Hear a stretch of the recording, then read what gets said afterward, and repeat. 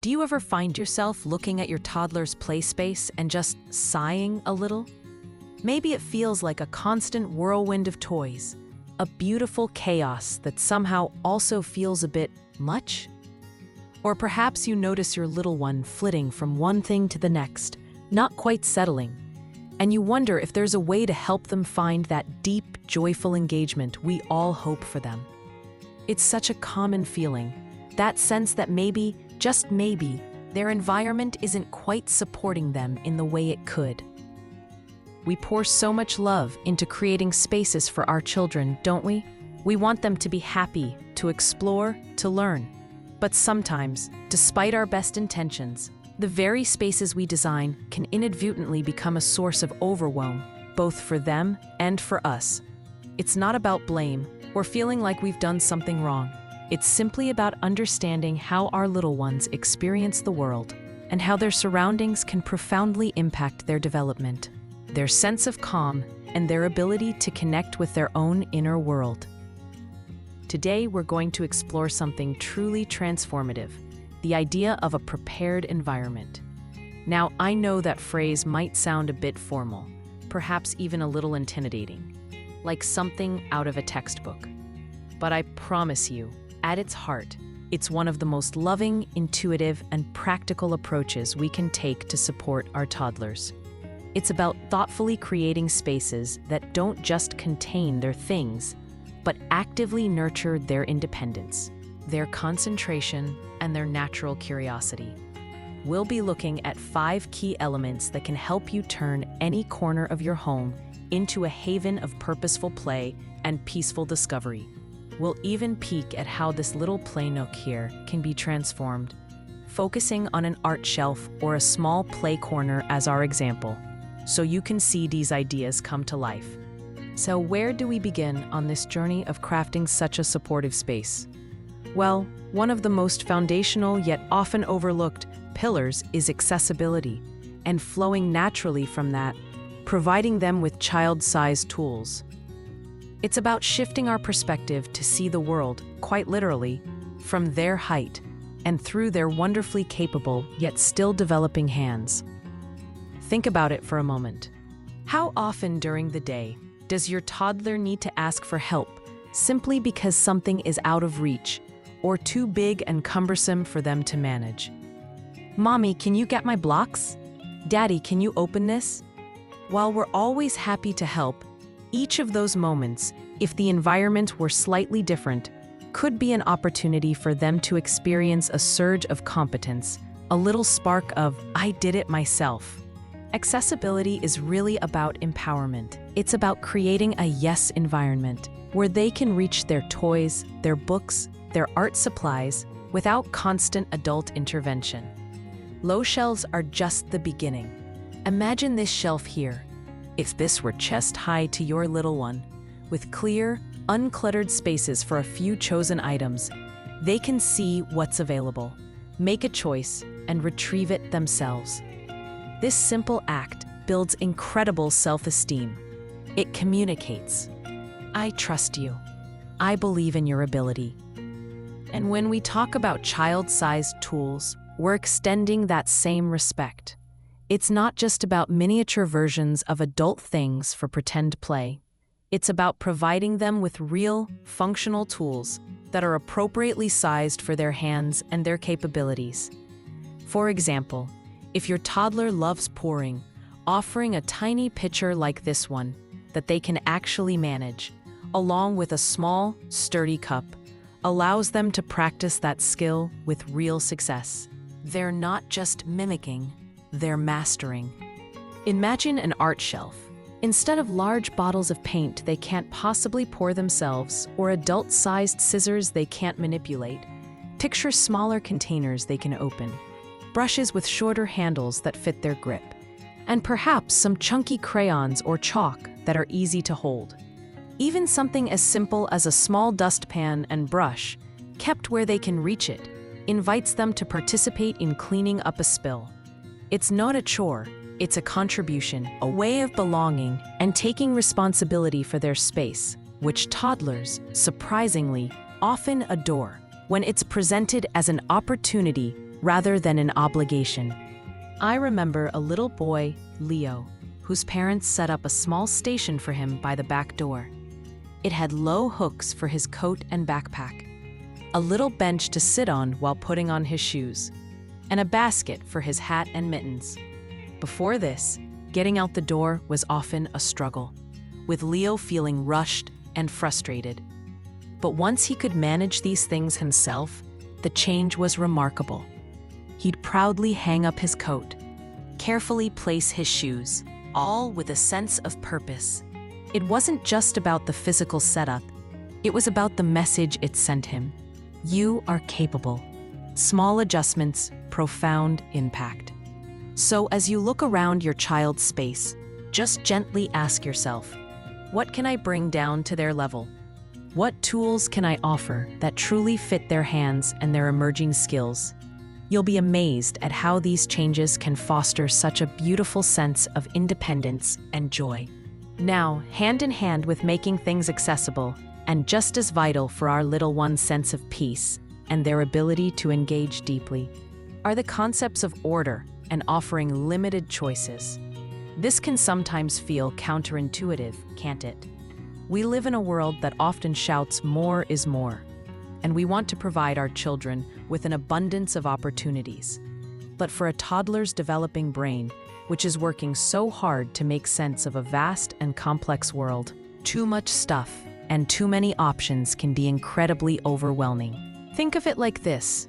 If you walk into a room that's cluttered, with papers piled high, objects strewn everywhere, how does it make you feel? For many of us, it creates a sense of mental static, making it hard to focus or relax. Our toddlers experience this too, perhaps even more intensely, because they don't yet have the sophisticated filtering mechanisms that we do. An environment that is orderly, where things have a designated place, provides a sense of security and predictability. It helps them understand their world. When a child knows where their favorite puzzle lives, and that it will be there when they want it, it creates a sense of calm and trust. So what does this look like in practice? It's not about rigid military-style neatness, it's about thoughtful curation. On this shelf here, instead of having 20 different activities crammed together, we might have just 3 or 4. Each activity might be contained in its own basket or on its own tray. This visual clarity helps them see what's available without being overwhelmed. This is where the idea of toy rotation comes in so beautifully. It doesn't mean getting rid of beloved toys. Not at all. It simply means thoughtfully storing some toys away for a period and bringing them out at a later time. This keeps the novelty alive, and it ensures that the toys that are out are more likely to be engaged with deeply. When my own children were small, I used to have a few storage bins in a closet. Every few weeks, or when I noticed their interest in current items waning, we'd shop the closet together, putting some things away and bringing out new, old favorites. It was always met with such enthusiasm. It was like a mini Christmas morning, but without any new purchases. Limiting choices applies not just to the number of toys available overall, but also within specific activities. For example, on our little art shelf, instead of putting out every single color of paint and every type of paper, we might offer just 2 primary colors of paint today. Say red and yellow, along with a few pieces of plain paper and a couple of brushes. This focused offering encourages them to explore those specific colors more deeply, to discover what happens when they mix them, rather than being distracted by a rainbow of options they can't possibly all engage with at once. It's about depth over breadth in these early years. I recall a family I worked with who were struggling with their toddler's very short attention span during playtime. Their playroom was vibrant and filled to the brim with wonderful toys. We talked about this idea of order and limited choices. Hesitantly, they packed away about 2/3 of the toys, organized the remaining ones onto low, open shelves, with each activity in its own clear container. The transformation was astonishing. Within days, their little girl, who used to dump a bin and move on in seconds, was sitting for 15-20 minutes at a time, deeply engrossed with a set of stacking rings or a simple puzzle. The calmness in the room was palpable. It wasn't that she suddenly had more self-control. It was that the environment was finally supporting her ability to concentrate. It allowed her natural focus to emerge. So, take a gentle look at your child's play areas.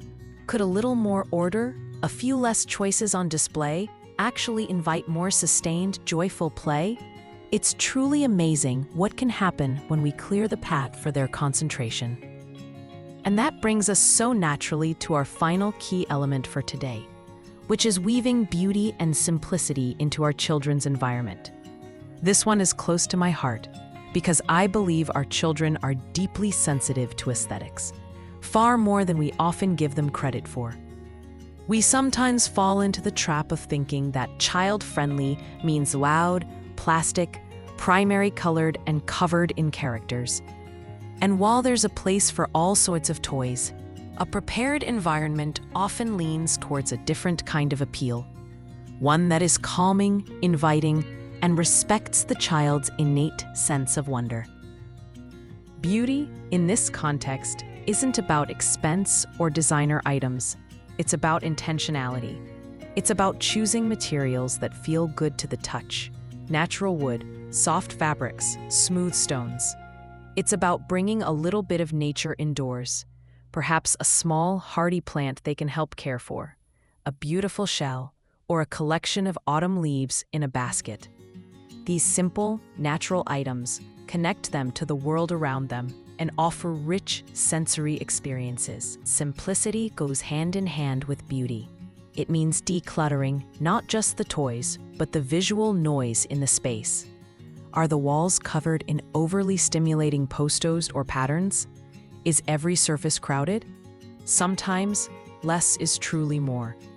A calm, uncluttered backdrop allows the chosen activities and materials to shine. It creates. Think about the art shelf again. We could have a brightly colored plastic caddy for crayons, or we could have a simple wooden box, or a beautiful little ceramic pot. We could use garish, character-themed paper, or we could offer good quality, plain paper in a few harmonious shades. These small choices contribute to the overall feeling of the space. It's about creating an environment that feels respectful of the important work your child is doing, which is, of course, play. I remember visiting a preschool that truly embodied this. The classrooms were filled with soft, natural light. The toys were primarily made of wood and natural materials, stored beautifully in woven baskets on low shelves. There were living plants, and children's artwork was displayed thoughtfully, like in a little gallery. There was a profound sense of peace and purposeful activity in those rooms. The children were deeply engaged, respectful of their materials and of each other. It wasn't sterile or boring. It was alive and incredibly inviting. The teachers explained that they believed the beauty of the environment directly contributed to the children's calm behavior and their ability to concentrate. So, as you consider your toddler's space, ask yourself, does it feel peaceful? Does it invite calm exploration? Are there elements of natural beauty? It doesn't require a complete overhaul. Perhaps it's as simple as clearing a surface and placing a single, beautiful object there, or swapping out a plastic container for a woven basket, or adding a small, framed piece of art at their eye level, maybe even one they created. These little touches of beauty and simplicity can transform a space from just a place to keep toys into a true sanctuary for your child's spirit and their developing mind. It's about showing them, through their environment, that their work, their play, their very being is valued and cherished. This journey of creating spaces that truly nurture our children, of crafting these prepared environments, it's an ongoing one, isn't it? It's not about achieving some kind of perfect Instagram-worthy setup or feeling pressure to get it all right immediately. Far from it. It's much more about a gentle process of observation, of tuning into your unique child. What draws them in? what supports their incredible, innate drive to learn, to explore, to become themselves. It's about making small, loving adjustments along the way, always with the goal of fostering their independence, their concentration, and that deep, quiet joy that comes from meaningful engagement with their world. These principles, accessibility, order, beauty, child-sized tools, and limited choices, they aren't rigid rules. They are more like guiding stars, helping us to see our homes and our children's spaces through a lens of profound respect and understanding. Every family, every child, every home is different, and how these ideas take shape for you will be wonderfully unique. What I hope you take away from our time together today is a sense of empowerment. You have this incredible intuition as a parent, a deep knowing of your child. Trust that. Know that even the smallest changes, made with intention and love, can make such a profound difference in how your child experiences their day, their play, and their own burgeoning capabilities. It's about cultivating an atmosphere, not just in their physical space, but within your family connection, an atmosphere of peace, of capability, of wonder. It's about supporting them as they unfold, step by step, into the amazing individuals they are meant to be.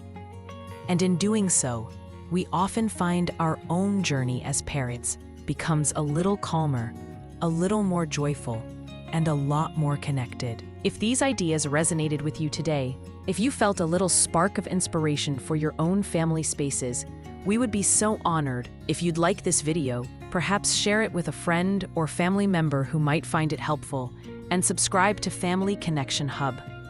We are building a community here of parents journeying together, supporting one another as we navigate these precious, challenging, and wonderfully rewarding years.